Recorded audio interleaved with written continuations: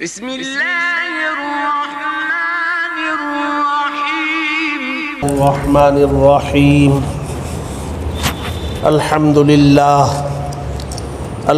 للہ وکفى وسلام علی عباده الذین اصطفى اما بعد فاعوذ باللہ من الشیطان الرجیم بسم اللہ الرحمن الرحیم یا ایہا الذین آمنوا لا تلہکم اموالکم ولا اولادکم عن ذکر اللہ ومن يفعل ذلك فأولئك هم الخاسرون صدق اللہ العظیم۔ بزرگان محترم، عزیزان گرامی، قرآن مجید کا 28واں پارہ مکمل کیا گیا، 24ویں تراویح ہم نے پڑھی، اور اس 28ویں پارے میں بہت ساری صورتیں آئیں، عجیب و غریب مضامین آئے۔ میں نے سورہ منافقون کی ایک آیت پڑھی۔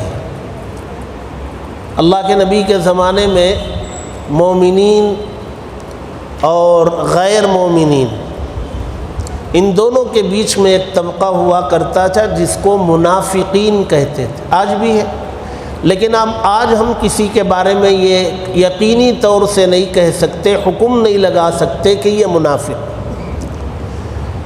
لیکن ہے وہ طبقہ آج بھی۔ نبی کے زمانے میں نبی کو حق تھا کہ وہ حکم لگا سکتے تھے، اور انہوں نے لگایا، اور نبی اپنی طرف سے نہیں لگاتے، اللہ تبارک و تعالی بتاتے تھے۔ یہ منافقین کے نام پر صورت ہے، واقعہ پیش آیا تھا مومنین اور منافقین کے درمیان، اس پورے واقعے کو اللہ نے اس میں ذکر کیا، اور اخیر میں جا کر کے یہ 2 آیتیں ذکر کی ہیں۔ اس میں ایک بات سمجھانا چاہتے ہیں، ہمیں تو حکم ہے سارے دین پر عمل کرنے کا، اور سارے دین پر عمل کرنا ہمارے لیے مشکل ہے، تو میں نے 22ویں پارے میں ابھی 4-5 دن پہلے 22ویں پارے میں یہ بتایا تھا کہ سارے دین پر عمل کرنا بہت مشکل ہے، تو اللہ تبارک و تعالی نے مسئلہ بہت آسان کر دیا، اور ایک حکم دیا اور کہا کہ یہ ایک کام کر لو، سارے دین پر عمل کرنا آسان ہو جائے۔ وہ ایک کام اگر آپ حضرات کو یاد ہو تو بتائیں، ابھی 4-5 دن ہو جی؟ صحیح بات، یہ بچہ بول رہا ہے، سیدھی بات، انہوں نے بھی صحیح کہا اور لوگوں نے بھی کہا ہوگا۔ اللہ تبارک و تعالی نے کہا زبان صاف رہے، ٹال مٹول، ہیلا بازی اور تعبیرات کو بدلنا، نہیں میں نے یہ کہا تھا، میں نے یوں کہا تھا، میرا مطلب یہ تھا، یہ سب چکر میں مت پڑو، سیدھی بات کرو، قولوا قولا سدیدا۔ تو جو آدمی سیدھی بات کرنے کا عادی ہے اسے سارے دین پر عمل کرنا آسان۔ وہاں تو اللہ تبارک و تعالی نے ایک کام کرنے کا حکم دیا تھا، لیکن پورے دین پر عمل کرنے کے لیے کچھ چیزوں سے بچنا بھی ضروری ہے۔ شوگر کنٹرول کرنے کے لیے دوائی بھی کھانا ہے، اور میٹھی چیزوں سے پرہیز بھی کرنا ہے، تبھی جا کے کنٹرول میں ہوگی شوگر۔ تو سارے دین پر عمل کرنے کے لیے کچھ کرنے والے کام بھی ہیں، کچھ کام ایسے ہیں جن سے رکنا بھی ہے۔ اسی لیے قرآن مجید میں جہاں بھی کرنے کے کاموں کا ذکر آتا ہے وہاں رکنے کے کاموں کا بھی ذکر آتا ہے۔ کنتم خیر امۃ اخرجت للناس تأمرون بالمعروف، یہ کرنے کے کام ہیں، وتنہون عن المنکر، یہ رکنے کے کام ہیں۔ اور قرآن مجید کا یہ مزاج ہے، جہاں کرنے کا کام بتاتا ہے وہاں رکنے کا بھی کام بتاتا ہے۔ تو اللہ تبارک و تعالی نے کہا پورے دین پر عمل کرنا اگر آسان کرنا چاہتے ہو زبان کی حفاظت کر لو، بات سچی کہو، سیدھی بات کہو۔ اور یہاں اللہ تبارک و تعالیٰ فرماتے ہیں کہ دیکھو دین پر عمل کرنے میں رکاوٹ ڈالنے والی چیزیں تو بہت ہیں، ہمیں اپنے دین پر عمل کرنا ہے، نماز پڑھنا ہے، تراویح پڑھنا ہے، تہجد پڑھنا ہے، دعا کرنا ہے، ذکر کرنا ہے، رکاوٹ ڈالنے والی چیزیں بہت ہیں، کتنی ہیں اس کا شمار نہیں کر سکتے۔ لیکن اللہ تبارک و تعالیٰ فرماتے ہیں کہ بھئی ساری چیزوں کو جاننا، رکاوٹ ڈالنے والی ساری چیزوں کو جاننا اور پھر سب سے بچنا یہ بہت مشکل ہے۔ تو اللہ تبارک و تعالیٰ نے کہا ان ساری چیزوں میں دو چیزیں اصل اور بنیاد ہیں، ان دو چیزوں سے بچو، ان دو چیزوں کو کنٹرول کرو، سارے دین پر عمل کرنا آسان ہو جائے۔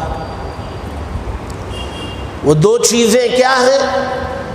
نمبر 1 پر فرمایا مال، پیسہ، اور نمبر 2 پر فرمایا اولاد، بچے، بچوں کے بچے۔ یہ دو چیزیں ہیں، ان کو اگر تم نے کنٹرول کر لیا، مال کو اور اولاد کو، تو دین پر عمل کرنے میں رکاوٹ ڈالنے والی چیزیں ہزاروں ہیں، وہ خود بخود کنٹرول میں آ جائیں گے۔ اللہ فرماتے یا ایھا الذین آمنوا، اے ایمان والو، لا تلہکم اموالکم ولا اولادکم، تمہیں غفلت میں نہ ڈالے، تمہیں ہلاک نہ کرے تمہارے اموال اور تمہاری اولاد، کس سے؟ عن ذکر اللہ، اللہ کے ذکر سے۔ ذکر سے مراد پورا دین۔ فاسألوا اہل الذکر ان کنتم لا تعلمون، قرآن میں اللہ نے فرمایا 17ویں پارے میں کہ اگر تمہیں دین کے بارے میں کچھ معلوم نہیں ہے تو جاننے والوں سے معلوم کرو۔ وہاں دین، پورے دین کو ذکر کہا گیا، یہاں بھی ذکر سے مراد پورا دین۔ پورے دین سے تمہیں غفلت میں نہ ڈالے تمہارے اموال اور تمہاری اولاد، یہ دو چیزیں یقینی طور سے رکاوٹ ڈالنے والی۔ اس میں بھی اللہ تبارک و تعالیٰ نے نمبر 1 پر جو ذکر کیا وہ مال کو ذکر کیا، لا تلہکم اموالکم ولا اولادکم، نمبر 1 مال ہے، اولاد کا نمبر 2۔ یہ مال جو ہے فتنے کی جڑ ہے، خرابیاں یہی پیدا کرتا ہے۔ اسی لیے آج تک آپ نے یہ نہیں سنا ہوگا کہ کوئی ماں باپ، جی آپ نے یہ سن رکھا ہوگا کہ ماں باپ نے یہ تو اعلان کیا آج کے بعد میرا تعلق میرے بچوں سے نہیں ہے، میرے فلاں بیٹے سے نہیں ہے۔ جی یہ تو اخبار میں بھی اعلان کرتے ہیں، مسلمان کرتے ہیں، میں نے اس کو بے دخل کر دیا، میں نے اپنی جائیداد سے اسے باہر کر دیا، میرے لیے وہ مر چکا ہے، میرا اس کا تعلق نہیں ہے۔ یہ اولاد کے بارے میں تو آپ نے سن رکھا ہے، ہم نے تو بہت سنا ہے، لیکن آپ نے کبھی یہ نہیں سنا ہوگا کہ کسی نے یہ اعلان کیا ہو کہ میرے پاس اتنا مال ہے اور آج کے بعد اس مال سے میرا کوئی تعلق نہیں، میں نے اسے تقسیم کر دیا۔ یہ آپ نے نہیں سنا ہوگا۔ کیوں؟ ان دونوں میں یہ اولاد کو چھوڑنے تیار ہیں، بہت سی مرتبہ ماں باپ چھوڑتے بھی ہیں، ہم تو فیصلے میں دیکھتے ہیں، اور اکثر و بیشتر ہم یہی سمجھتے تھے کہ فیصلوں میں باپ بچوں کو چھوڑ دیتا ہے، اب تو مائیں بچوں کو چھوڑنے تیار ہے۔ دودھ پیتی بچی ہے، ماں کہتی ہے اس کی بیٹی ہے وہ لے جائے، فیصلہ جب کر رہا ہے کھلا لے جائے۔ وہ ممتا جو اللہ تبارک و تعالیٰ نے اندر رکھی تھی وہ ختم ہو گئی، تو اولاد کو تو چھوڑنے تیار ہو جاتا ہے، مال نہیں چھوڑتا ہے۔ مال کے لیے باپ اولاد کو مارنے تیار، اولاد باپ کو مارنے تیار مال کے لیے۔ لہذا آپ چلے جائیں بزرگوں کے گھر میں آشیانے میں ہم تو گئے ہیں. ایک تو وہ بلاتے بھی ہیں ہمیں، اس کے جو مالکین ہیں وہ بلاتے بھی ہیں، ویسے بھی ہم جاتے ہیں جا کے حالات دیکھنے کے لیے. آپ جا کے دیکھیے بچوں نے ماں باپ کو وہاں چھوڑ دیا، یہ کہہ کے لے جاتے ہیں کہ ڈاکٹر کے پاس لے جا رہے، کار میں بٹھا کے لے جاتے، وہاں پہلے سے سارا بندوبست کر کے رکھتے، وہاں لے جا کے آہستہ سے بٹھا کے نکل کے چلے آتے. وہ بیچاری بوڑھی انتظار ہی کرتی رہتی ہے، بیٹا اب آئے گا لے جائے گا، یہ کہاں لایا، ڈاکٹر نہیں ہے کچھ نہیں ہے. یہ سب کس کے لیے؟ مال ہی بنیاد. اور آج کل جو طلاق اور خلا بہت زیادہ ہو رہے ہیں اس کی بنیاد مال. جی لڑکیوں نے پڑھنا شروع کیا، اور جب پڑھنا شروع کیا تو ان کو کمپنیوں میں جاب کرنے کی خواہش ہوئی، وہاں چلے گئے. اب وہاں تنخواہ بڑی بڑی ملنے لگی، 50,000 70,000 1.5 لاکھ. اب وہ اکاؤنٹ میں آتے ہیں تو نفس موٹا ہو جاتا ہے، تو شوہر کی ماتحتی قبول کرنے تیار نہیں. میں اتنے کی مالک ہوں اور یہ چلا بھی گیا تو میری تنخواہ اتنی ہے، میں اس کی محتاج کہاں ہوں، میں خود سے زندگی گزار سکتی ہوں. سارا معاشرے کا بیلنس خراب ہو گیا مال کی وجہ سے. بہت بڑا فتنہ ہے مال. اور اللہ تبارک و تعالی فرماتے ہیں کہ یہ ہمیں جو نمازوں سے روکتا ہے وہ کون روکتے ہیں؟ تجارت، مال، فلاں فلاں. آج آیت پڑھی گئی، اللہ تبارک و تعالی فرماتے ہیں، سورت کا نام ہے سورہ جمعہ. جمعہ کی آج جمعہ ہے نا، تو جمعہ کی فضیلت پر وہ سورت ہے، اس کا نام ہی سورۃ الجمعہ رکھ دیا گیا. اس میں اللہ فرماتے ہیں کہ بھئی جمعے کے دن جب جمعے کی اذان پڑھی جائے سارے کام و کاج بند کر دو، کوئی کام جاری نہ رکھو اور دوڑو مسجد کی طرف. پہلے چلے جانا چاہیے تھا، نہیں گئے تو اب اذان ہونے لگی ہے تو اب چل کے مت جاؤ، دوڑو، دیر ہو گئی ہے تمہیں. اور خصوصیت سے ذکر کیا وَذَرُوا الْبَيْعَ، بیع کہتے ہیں تجارت کو، خاص طور سے ذکر کیا کہ خرید و فروخت کو بند کر دو. اور آگے فرمایا ذَلِكُمْ خَيْرٌ لَكُمْ، یہ ساری چیزوں کو ختم کر کے مسجد کی طرف دوڑنا، خصوصیت سے تجارت کو بند کر دینا، یہ تمہارے حق میں بہت بہتر ہے. ان کنتم تعلمون، کاش کہ تم اس کو جانتے، یہ تمہارے حق میں بہت بہتر ہے.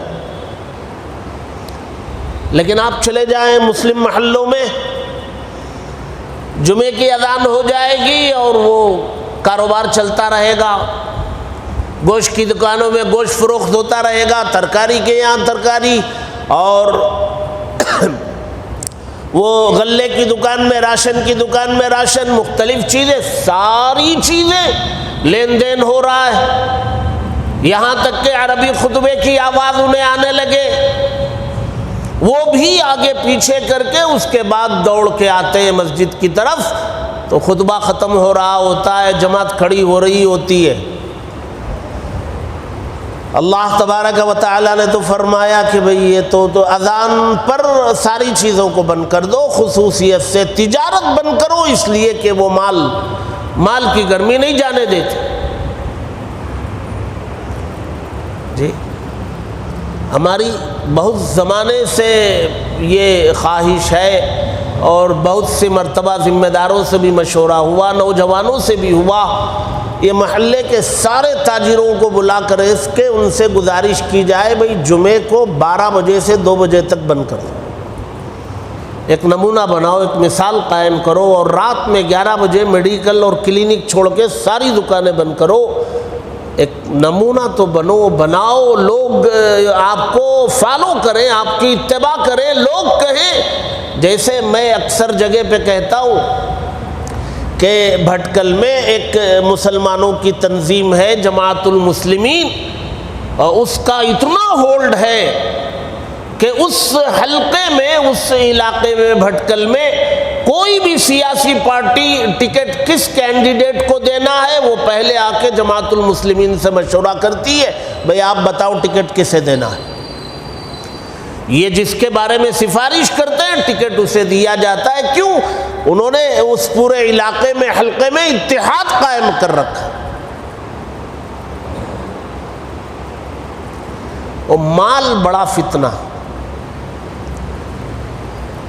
اولاد بھی فتنہ ہے، وہ چھوٹا فتنہ ہے، وہ تو آدمی اولاد کو چھوڑنے تیار ہے لیکن مال چھوڑنے تیار نہیں۔ ہمارے ایک حضرت تھے، انتقال ہو گیا، اللہ ان کی مغفرت فرمائے، وہ ایک مرتبہ سبق میں پڑھاتے ہوئے اسی مال کے بارے میں بول رہے تھے، بولتے بولتے انہوں نے بتایا کہ مال آدمی کو اتنا پیارا ہے، اتنا پیارا ہے، اور سب چیزیں تو وہ اپنے سے الگ الگ رکھتا ہے یا بدن کے کسی اور حصے میں رکھتا ہے، لیکن مال کو دل سے لگا کے رکھتا ہے۔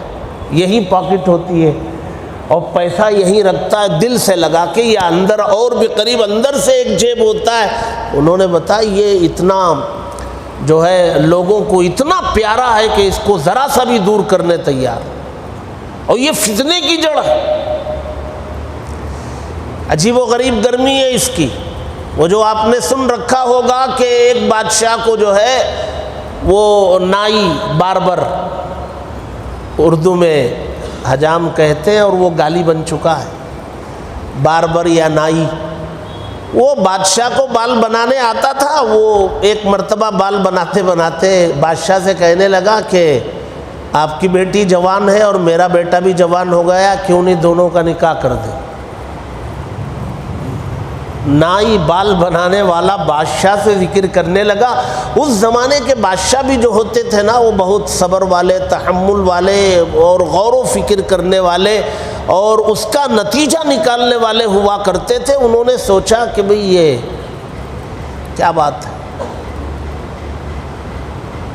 اس نے یہ بات کیوں کہی؟ کوئی تو وجہ ہوگی، دورہ پڑا ہوگا یا اس کا دماغ کی کوئی نس ڈھیلی ہوگی یا اور کوئی بات ہوگی۔ بہرحال ان کے خاص مشیر ہوتے ہیں، بہت ذہین لوگ، ان کو بلا کے اس نے کہا کہ بھئی یہ بات پیش آئی۔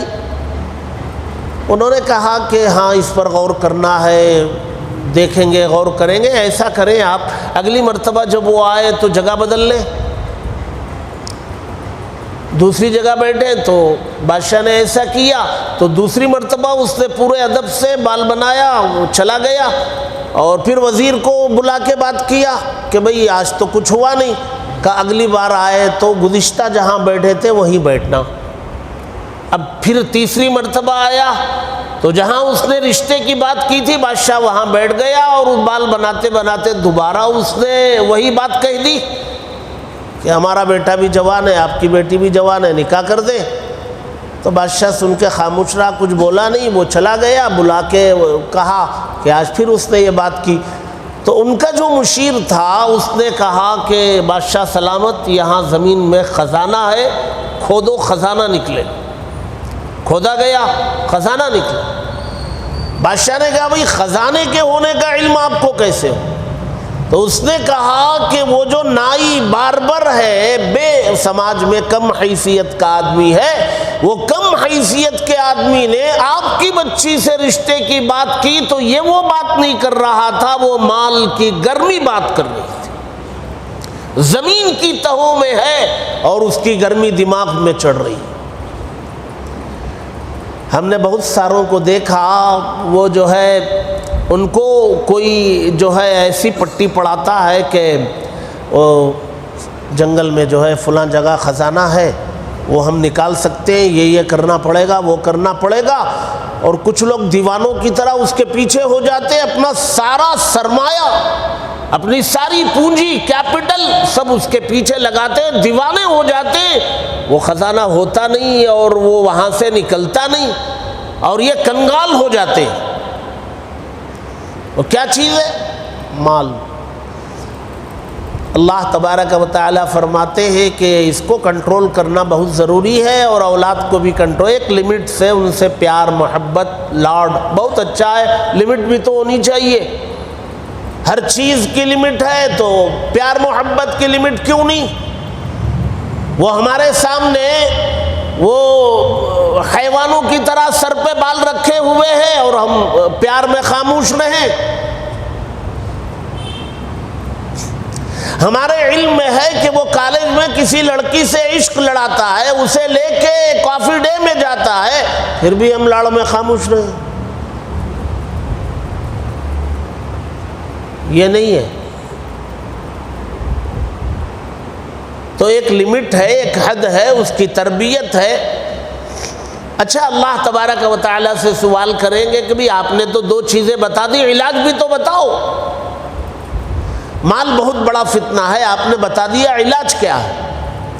تو آگے کی آیت میں اللہ نے فرمایا وَأَنفِقُوا مِمَّا رَزَقْنَاكُمْ، اس کا علاج یہ ہے کہ خرچ کرو، اللہ کے راستے میں دو، مسجد میں دو، مدرسے میں دو، یتیموں میں دو، بیواؤں میں دو، ضرورت مندوں میں دو، حاجت مندوں میں دو، بھوکوں کو کھلاؤ، ننگوں کو پہناؤ، قیدیوں کے اوپر خرچ کرو، ان کی رہائی میں خرچ کرو، ان کو بیل دلانے میں خرچ کرو، ان کے گھروں میں شادیاں ہیں تو بچیوں کی نکاح میں خرچ کرو۔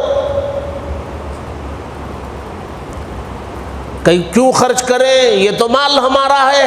تو اللہ نے کہا مما رزقناکم، میں نے تمہیں دیا، ہمارے دیے ہوئے مال میں سے خرچ کرنے کے لیے کہتا ہوں تو تم کہتے ہو میرا مال۔ یہ تو قارون کی بات ہو گئی، تمہارا نہیں ہے، ہمارا دیا ہوا، اور سیکنڈ میں چھین سکتا ہوں سارا دیا ہوا مال۔ اور خرچ کرو کب تک؟ کب خرچ کرنا ہے؟ من قبل ان یأتیکم الموت، موت کے قریب آنے سے پہلے پہلے۔ موت بولے تو حقیقی موت نہیں، موت کے آثار۔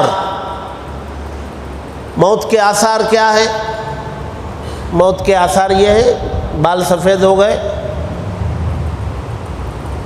جی نانا بن گئے، دادا بن گئے، تو کیا ہے اب اس کے بعد؟ اس کے بعد تو موت ہی۔ اب وہ نواسا اور پوترا آیا ہے تو دنیا میں اسے جگہ چاہیے کہ نہیں چاہیے؟ وہ بڑا ہوگا تو اسے جگہ چاہیے، ہم جائیں گے تبھی تو اسے جگہ ملے گی۔ تو اللہ نے فرمایا من قبل ان یأتیکم الموت، موت کی آمد سے پہلے ہمارے دیے ہوئے مال میں سے اللہ کے راستے میں خرچ کرو۔ اور یہ خرچ کرنے کی عادت مال میں اعتدال پیدا کرتا ہے، توازن پیدا کرتا ہے، اور تمہیں صراط مستقیم پر رہنے میں مدد دیتا ہے۔ اور اگر یہ خرچ کرنے کی عادت نہیں ہوگی تو یہ مال تباہ و برباد کر کے رہے گا۔ اللہ نے شروع میں فرمایا لا تلہکم، تمہیں ہلاک نہ کرے تمہارا مال، تمہیں برباد نہ کرے تمہارا مال۔ اچھا، من قبل ان یأتی احدکم الموت، جب موت آ جاتی ہے اسے اندازہ ہو جاتا ہے کہ اس بیماری میں لگتا ہے کہ میں چلا جاؤں گا، تو کہنے لگتا ہے فیقول رب لولا اخرتنی الی اجل قریب، کیوں نہیں اللہ تبارک و تعالی نے میرے لیے تھوڑی مؤخر کر دی، تھوڑا تاخیر کیوں نہیں کی میری موت کو اللہ تبارک و تعالی نے؟ فاصدق، تاکہ میں صدقہ کر لیتا، واکن من الصالحین، اور نیک لوگوں میں ہو جاتا۔ اللہ بہت جلدی موت قریب کر دیے ہیں، موقع ہی نہیں ہے اب میں زمین کیسے بیچوں گا، چلنے پھرنے سے معذور ہوں، وہ زمین بیچنا ہے، رجسٹریشن کرنا ہے، پیسہ لینا ہے، یہ سب کام تو اب ہو نہیں سکتا، میرے پاس موقع نہیں ہے۔ تو اللہ فرماتے وَلَن يُؤَخِّرَ اللَّهُ، ایک سیکنڈ کی تاخیر نہیں ہوگی۔ وَلَن يُؤَخِّرَ اللَّهُ نَفْسًا إِذَا جَاءَ أَجَلُهَا، جب اس کی موت آئے گی یا موت کا وقت اس کا جب آ جائے گا، ایک سیکنڈ کی تاخیر نہیں ہوگی، موت اپنے وقت پر ہوگی۔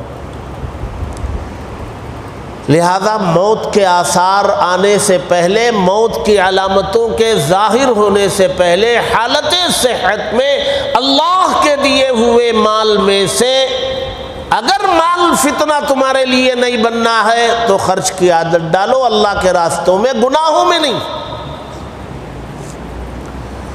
گناہ میں خرچ کرنا وہی تو ہلاکت ہے۔ ناچ میں، گانے میں، قوالی میں، عرس میں، آرکیسٹرا میں، پٹاخے جلانے میں، ڈیکوریشن میں،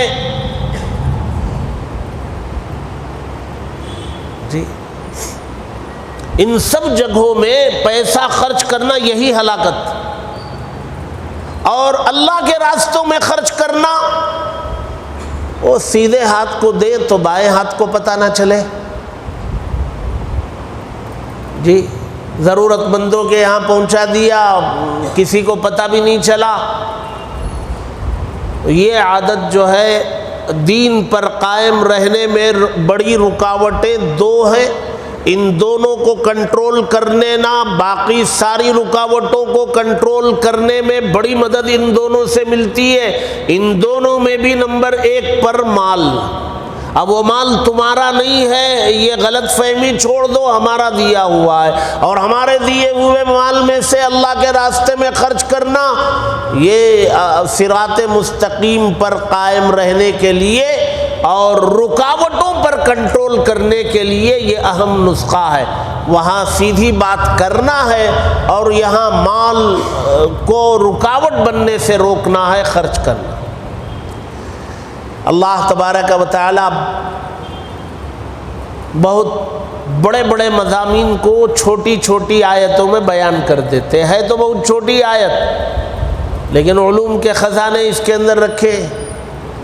اللہ تبارک و تعالی کوئی حکم دیتے ہیں تو اس کا راستہ بھی بتاتے ہیں، کوئی نقصان پہنچانے والی چیز ہے تو اس سے بچنے کی تدابیر بھی بتاتے ہیں۔ ساری چیزیں اللہ تبارک و تعالی نے قرآن میں بیان کی ہیں، اور مختلف جگہوں پر الگ الگ مضامین۔ اب یہ رمضان کا مہینہ ہے، پورے ایک پارے میں، سوا پارے میں ایک آیت منتخب کر کے 20 منٹ 25 منٹ آپ کے سامنے بات ہوتی ہے۔ رمضان کے بعد بھی ہماری مسجد کے ذمہ داروں نے سال بھر ہفتے کے دن تفسیر قرآن مجید کی مجلس رکھی۔ ہفتے کے دن عشاء کی نماز 8:30 پہ ہوتی ہے، 9 بجے مجلس شروع ہوتی ہے، پون گھنٹہ قرآن مجید کی 2 4 5 آیتوں پر تفسیر ہوتی ہے، اور وہ ترتیب سے ہوتی ہے۔ اور ہم اس وقت جو ہے 16ویں پارے میں ہیں، سورہ مریم میں۔ اب وَاذْكُرْ فِي الْكِتَابِ إِبْرَاهِيمَ، وہاں سے اب رمضان بعد شروع کرنا ہے۔ آپ حضرات ہفتے میں ایک دن، ویک میں ایک دن، ہفتے کے دن عشاء کی نماز پڑھیں گے تو آپ کو بہت سارا قرآن سمجھنے میں مدد ملے گی، قرآن سے قریب ہوں گے، رشتہ مضبوط ہوگا، تعلق قائم ہوگا، اور رمضان کے بعد والی تفسیر کی مجالس میں خواتین کا نظام، آپ اپنے ساتھ اپنی اہلیہ کو، بیوی کو لا سکتے ہیں، ان کے لیے الگ سے جو ہال ہے وہاں چھوڑ کے آپ اوپر آ جائیں، وہاں وہ بیٹھ کے تفسیر سنیں گی، یہاں آپ سنیں گے، اور دلوں کی دنیا بدلے گی، آپ کا تعلق مضبوط ہوگا۔ جب آپ کا تعلق مضبوط ہوگا اس کا اثر اولاد پر پڑے گا، اور گھرانہ دیندار بنتا ہوا چلا جائے۔ تو آپ حضرات سے ہماری گزارش ہے، رمضان بعد 1 ہفتہ 2 ہفتے کے بعد یہ مجلس شروع ہوگی، اعلان ہوگا اخبار میں، تو ہفتے میں ایک دن، ویک میں ایک دن، ہفتے کے دن 8:30 پہ نماز یہاں پڑھیں، اور 9 بجے سے 9:45 بجے تک پون گھنٹہ تفسیر ہوتی ہے، اور دعا وغیرہ 50 پہ چھٹی ہو جاتی ہے۔ کریں گے؟ نمبر 2 پہ ہماری گزارش ہے، قرآن مجید پڑھنا سیکھنا جو ہے یہ سب کے لیے لازم ہے۔ میں نے کہا اعلان میں جو ہے سراج العلوم یہ پہلا ادارہ ہے جس نے یہاں مکتب میں تجوید شروع کی ہے۔ تجوید کے بغیر قرآن نہیں ہے۔ اب آپ سب لوگوں نے پڑھ رکھا ہے لیکن اس میں تجوید کی کمی ہے، تو ہمارے یہاں شعبہ بالغان کا نظام ہے، اور فجر کی نماز کے بعد جو ہے 3 کلاسیں یہاں لگتی تھیں۔ پڑھنے والوں نے کہا کہ حضرت اگلے سال بہت سارے لوگ آنے والے، 2 کلاسیں اور بڑھانا، 5 کرنا۔ ہم نے ذمہ داروں سے مشورہ کیا، انہوں نے کہا 5 نہیں 10 کریں گے، پڑھنے والے آئیں گے تو پڑھائیں۔ اگر آپ قرآن مجید تجوید سے پڑھنا چاہتے ہیں، میں نے ایک تفسیر میں یہ بیان کیا تھا اسی سال ابھی 8-10 دن پہلے کہ آدمی کوئی کام شروع کرتا ہے اور شروع کرنے کے بعد وہ مر جاتا ہے، انتقال کر جاتا ہے، تو اللہ تبارک و تعالی کام مکمل کیے ہوئے لوگوں کے ساتھ حشر فرماتے ہیں۔ اس لیے ایک گزارش آپ حضرات سے یہ بھی ہے کہ رمضان بعد فجر کی نماز یہاں پڑھنے کی کوشش کریں اور داخلہ لے لیں شعبہ بالغان میں۔ ادھر نماز ہوئی، ادھر کلاس لگی ہوئی ہوگی، استاد بیٹھے ہوئے ہوں گے، 20-25 منٹ قرآن پڑھنا سیکھ لیں، پھر گھر چلے جائیں۔ یہ دو نظام کی آپ پابندی کریں گے تو اس کے بہت اچھے اثرات زندگی پر، گھرانے پر پڑیں گے۔